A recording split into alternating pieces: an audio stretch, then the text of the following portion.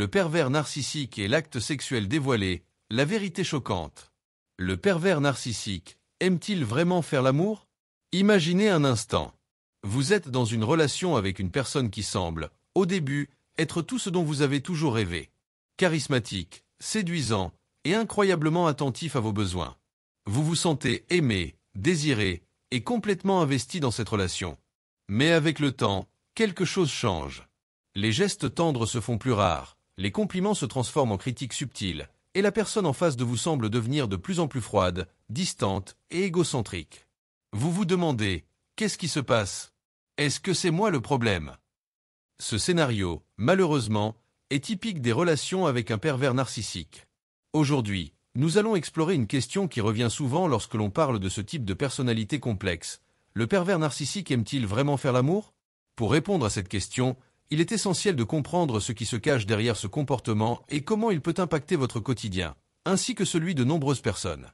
Comprendre le pervers narcissique et sa relation avec le sexe.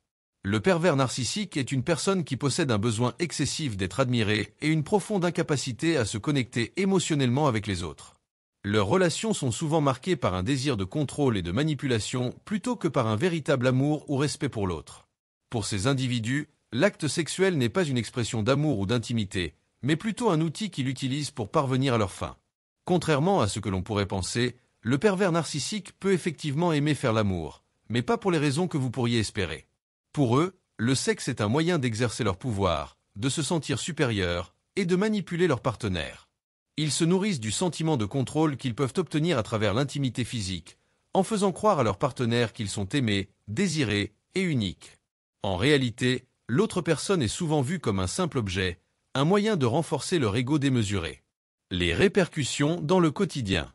Vivre avec un pervers narcissique peut transformer ce qui devrait être un acte de partage et de plaisir en une source de stress, d'angoisse et de confusion. L'une des caractéristiques principales des pervers narcissiques est leur capacité à manipuler subtilement leur partenaire. Cela peut se manifester par des comportements contradictoires. Un jour, ils vous inondent d'affection et d'attention. Le lendemain, ils se montrent froids et distants. Ce genre de traitement peut laisser leur partenaire dans un état de confusion et d'insécurité. Par exemple, un pervers narcissique pourrait initier des relations sexuelles de manière passionnée, pour ensuite se montrer distant ou désintéressé une fois l'acte accompli. Ce changement brutal de comportement n'est pas accidentel. Il s'agit souvent d'une tactique pour déstabiliser l'autre, pour le pousser à chercher constamment à regagner l'affection ou l'intérêt de son partenaire. Ce cycle de séduction et de rejet peut devenir un outil de contrôle extrêmement puissant, maintenant la victime dans une position de dépendance émotionnelle. Des exemples concrets. Comment cela se manifeste? Prenons le cas de Sarah, une jeune femme qui pensait avoir trouvé l'homme idéal. Au début de leur relation, Marc semblait être l'amant parfait. Il la complimentait sans cesse, était toujours attentionné, et leur vie sexuelle était intense et passionnée. Mais au fil du temps, Sarah a commencé à remarquer des changements. Marc devenait de plus en plus distant après leur moment d'intimité. Il critiquait subtilement son apparence, ou faisait des commentaires blessants sur sa performance au lit. Lorsqu'elle essayait de discuter de ses sentiments, Marc se moquait de ses préoccupations, minimisant ses émotions. Il la faisait se sentir coupable, insinuant qu'elle était trop exigeante ou hypersensible. Sarah se retrouvait alors à faire tout ce qu'elle pouvait pour essayer de retrouver l'homme dont elle était tombée amoureuse, sans se rendre compte qu'elle était en train de perdre peu à peu son estime de soi. Comment réagir face à un pervers narcissique? Si vous reconnaissez certains de ces comportements dans votre propre relation, il est essentiel de comprendre que ce n'est pas vous le problème. Le pervers narcissique a une capacité unique à faire sentir à l'autre qu'il est fautif, que s'il change, tout redeviendra comme avant.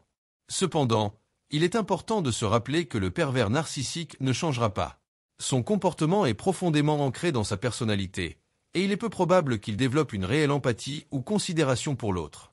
Voici quelques conseils personnalisés pour faire face à une telle situation. 1. Prenez du recul. Essayez d'observer la situation de manière objective. Parlez-en à des amis de confiance ou à un thérapeute pour obtenir une perspective extérieure. 2. Fixez des limites. Les pervers narcissiques respectent rarement les limites, mais il est crucial pour vous de les définir clairement. Ne permettez pas à l'autre de vous manipuler ou de vous faire sentir coupable pour vos sentiments. 3. Renforcez votre estime de soi. Travaillez sur vous-même, engagez-vous dans des activités qui vous font sentir bien et valorisé en dehors de la relation. Plus votre estime de soi sera solide, moins vous serez vulnérable à leur manipulation. 4.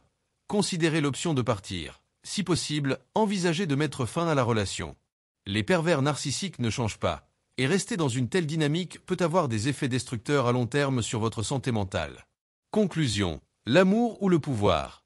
Pour conclure, le pervers narcissique peut aimer faire l'amour, mais cet amour n'est pas celui que vous méritez. Pour lui, l'intimité est une arme, un moyen de contrôler et de manipuler, plutôt qu'un acte de connexion sincère.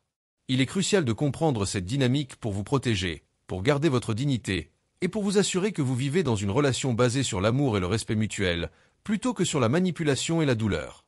Prenez soin de vous et n'oubliez jamais, vous méritez d'être aimé pour qui vous êtes, et non pour ce que quelqu'un d'autre peut tirer de vous. Merci d'avoir écouté cet épisode. Si tu souhaites approfondir le sujet, je t'invite à consulter mes sites, où tu trouveras encore plus de ressources et d'informations. N'hésite pas à y jeter un œil et à me faire part de tes retours. À très bientôt pour un nouvel épisode.